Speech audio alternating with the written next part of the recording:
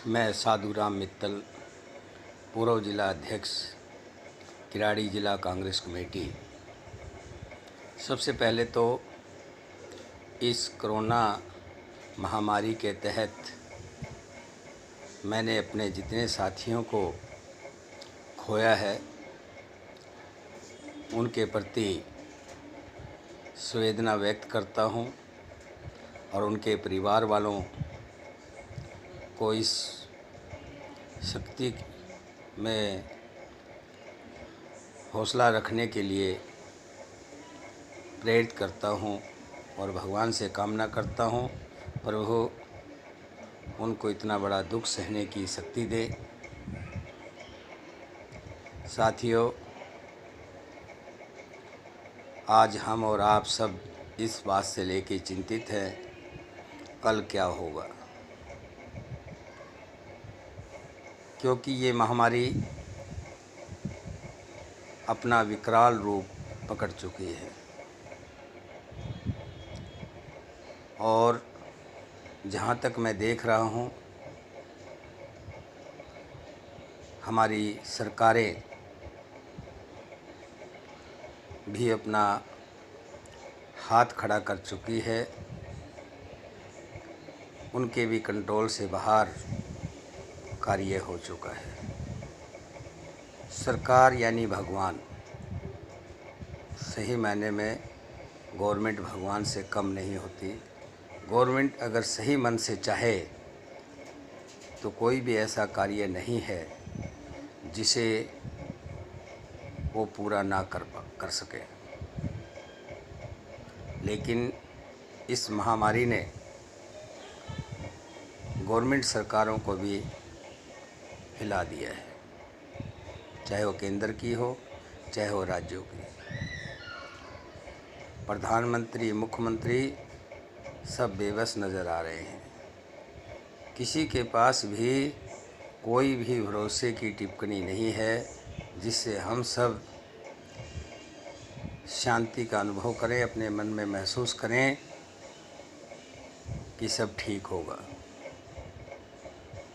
आज वो दौर है जिसमें कल का भरोसा नहीं है। साथियों, मैं देख रहा हूँ कि रोज़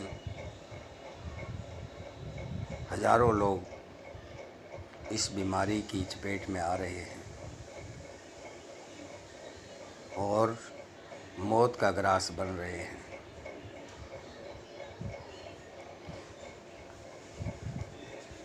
सबसे बड़ी समस्या हॉस्पिटलों की है। हॉस्पिटलों में कोई भी पेशेंट लेने को तैयार नहीं है। कोरोना से जो पीड़ित हैं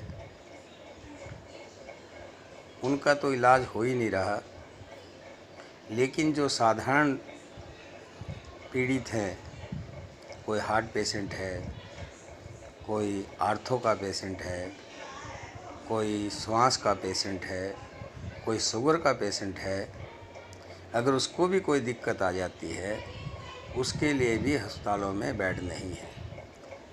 ये कह कर के हॉस्पिटल के बाहर से ही भगा दिया जाता है कि हॉस्पिटल में जगह नहीं है। साथियों, सोचने का विषय है कि डॉक्टर का ये पहला कर्तव्य होता है, हॉस्पिटलों का ये पहला फ़र्ज़ है कि अगर कोई मरीज़ आता है तो उसको इमरजेंसी तत्काल फर्स्ट एड दी जाए। अभी मेरा एक जानकार जिसके पेट में पानी हो गया था, उसका 2-3 बार फ़ोन आया। मैंने कई हॉस्पिटलों से कांटेक्ट किया लेकिन किसी ने भी लेने के लिए मना कर दिया। वो बेचारी औरत अपने पति को लेकर के हॉस्पिटल के दरवाजे के आगे खड़ी रही, लेकिन किसी ने भी उस पर रहम नहीं किया।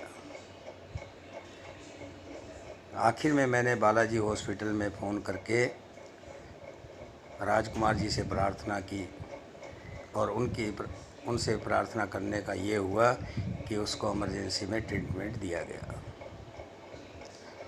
साथियों, मैं ये कहना चाह रहा हूँ, और हॉस्पिटलों से भी मैं, हॉस्पिटल के मालिक हैं, डॉक्टर हैं, ओनर हैं, जो भी मेरी आवाज़ को सुन रहे हैं, मेरा उनसे प्रार्थना ये है कि आपके पास कोरोना के बेड नहीं हैं, आप उन बेडों को बढ़ाएं, ऑक्सीजन सिलेंडरों का आप इंतज़ाम करें, क्योंकि आपकी जिम्मेवारी है। इसके साथ साथ जो कोरोना से पीड़ित नहीं है, जो पर्सनल बीमारियां हैं, रेगुलर बीमारियां हैं, श्वास की बीमारी, शुगर की बीमारी, हार्ट की बीमारी, या कोई एक्सीडेंट केसेज हो जाता है, तो आप उनके लिए स्थान ज़रूर दें। अगर आप उनका स्थान नहीं देंगे तो मृत्यु दर में बढ़ोतरी और भी हो जाएगी। कोरोना से तो जो मर रहे हैं, उसके अलावा जो और बीमारियों से ग्रस्त हैं, वो लोग भी स्वास्थ्य सेवाएं ना मिलने की वजह से मरेंगे। इसके अलावा साथियों, मैं देख रहा हूँ कि कुछ लोग ऑक्सीजन की ब्लैक कर रहे हैं। जो दवाई का इंजेक्शन है जो कोरोना में लगाया जाता है, उसकी ब्लैक हो रही है। मैं सरकार से पूछना चाहता हूँ कि आप क्या कर रहे हो? ऑक्सीजन का सिलेंडर आपकी इजाज़त के बगैर नहीं मिलता, तो फिर ब्लैक करने वालों को इतने सिलेंडर कहाँ से मिल जाते हैं? और आपकी आंखों के सामने, आपकी आंखों के नीचे वो ब्लैक कर रहे हैं, लेकिन प्रशासन कोई कार्रवाई नहीं कर रहा। 899 रुपये वाला इंजेक्शन 30-30 हज़ार रुपये का मार्केट में बिक रहा है, लेकिन उस पर कोई भी कार्रवाई नहीं है। जो 30 हज़ार का इंजेक्शन बेच रहा है, वो कहाँ से ला रहा है? किसकी मिली भगत से ला रहा है?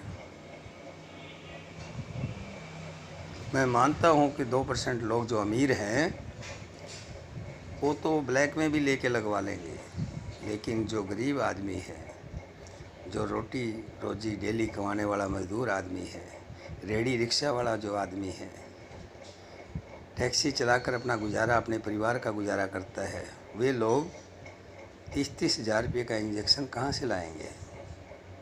मेरी तमाम सरकारों से, खास करके दिल्ली के मुख्यमंत्री अरविंद केजरीवाल जी और भारत के पीएम नरेंद्र मोदी जी, आपसे निवेदन है, ये रणभूमि है।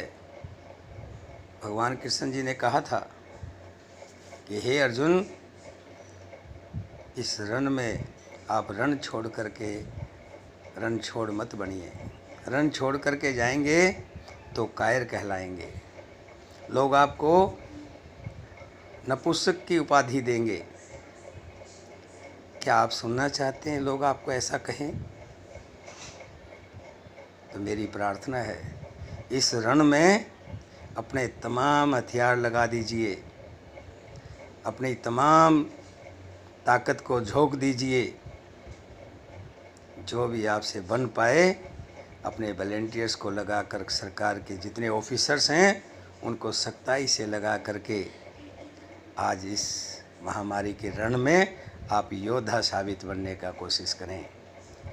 ये संकट का समय आया है, चला भी जाएगा, लेकिन जाने के बाद आपके किए हुए कर्मों को अच्छा या बुरा बताकर आपको कहा जाएगा। तो इसलिए मैं आपसे प्रार्थना करता हूँ, विनती करता हूँ, और एक और प्रार्थना आपसे है कि जो आप वैक्सीन के लिए लोगों को हॉस्पिटल में बुला रहे हैं, स्कूलों में कैंप्स लगवा रहे हैं, इन कैंपों को बंद कर दीजिए। इन कैंपों के अंदर इतनी भीड़ है, अगर उसमें एक भी कोरोना ग्रस्त होगा तो सभी को कोरोना ग्रस्त कर देगा। और ये चैन जो हम तोड़ने की कोशिश कर रहे हैं, ये चैन बढ़ती जाएगी। आपके पास लाखों लाखों डॉक्टर्स हैं, वॉलंटियर हैं, नर्स हैं। मैंने देखा है पोलियो लगाते हुए आपने जगह जगह पोलियो कैंप लगाए। उसके अलावा घर घर जा कर के आपका स्टाफ पोलियो की दवाई पिलाता रहा। कांग्रेस की सरकार होती थी, बीड़ा उठाया था पोलियो मुक्त भारत। श्री राजीव गांधी से लेकर के प्रधानमंत्री मनमोहन सिंह जी के टाइम में जगह जगह घर घर जा कर के छोटे बच्चों को पोलियो की दवाई पिलाई जाती थी और उसी को आगे भी जारी रखा हुआ है। मैं आपसे प्रार्थना करता हूँ उसी तर्ज पे इस कोरोना वैक्सीन को अपने वॉलंटियर्स के द्वारा घर घर भेजिए और उनके आधार कार्ड देख करके 18+ के जो भी हैं प्रोटोकॉल के अनुसार जिनको वैक्सीन लगी है उनको वैक्सीन लगाएं। और मैं तमाम मेरे साथियों से निवेदन करूंगा कि अगर कोई कोरोना वायरस की जो वैक्सीन बनी है लगाने के लिए आपके घर पे आता है तो आप उसका वेलकम करें, उसका हालचाल पूछें, हो सके तो उसको चाय पानी के लिए पूछें और वैक्सीन लगवाएं।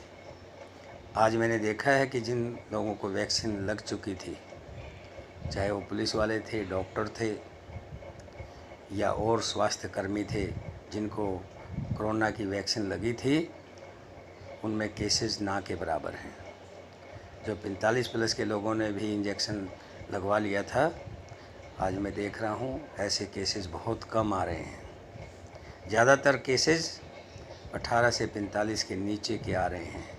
इससे साफ जाहिर हो रहा है कि जिनको वैक्सीन नहीं लगी थी उनके केसेस आ रहे हैं। मेरा सभी से, देशवासियों से भी निवेदन है, दिल्ली वासियों से भी निवेदन है कि आप सभी वैक्सीन को ज़रूर लगवाएं। वैक्सीन लगाने के लिए कोई भी अफवाह कोई फैला रहा है उसकी बातों में ना आए और वैक्सीन को समय पर लगवा लें। इसके अलावा पुण्य में एक बार अपने भाइयों से निवेदन करता हूँ, एक दूसरे की मदद करें। हो सकता है जाने अनजाने में मुझसे आपका कोई अपराध हुआ हो, जाने अनजाने में मेरे से कोई गलती हुई हो जिसे आपने मन में बिठा रखा हो। साथियों, मैं हाथ जोड़कर विनती करता हूँ, आप मेरे उस अपराध को क्षमा कर देना। क्या पता कल का सुबह मैं देख पाऊँ या ना देख पाऊँ, आज का दौर ऐसा ही चल रहा है, तो मेरे मन पर बड़ा भार रहेगा। आप मेरी सारी गलतियों को माफ़ करके और मेरे साथ मिलके और मेरे आग्रह पर तमाम साथियों का आपस में एक दूसरे की मदद करें। इस दुख के समय में ही पता लगता है कि कौन अपना है, कौन पराया है। आप सबके अपने बन जाइए, लग जाइए, अपने साथियों की हालचाल पूछिए फ़ोन पर कि कैसे हैं, कोई तकलीफ़ में तो नहीं है, किसी के घर में कोई राशन की दिक्कत तो नहीं है, किसी के घर में कोई मरीज़ है, उसको दवाई के लिए कुछ पैसों की ज़रूरत तो नहीं है। ऐसे लोगों की सेवा कीजिए। ये बीमारी और कोरोना ये सब समय के हिसाब से ख़त्म हो जाएंगी, लेकिन आपके किए हुए कार्य याद किए जाएंगे, गाए जाएंगे। ज़्यादा नहीं कहूँगा। धन्यवाद। जय हिंद, जय भारत, जय कांग्रेस।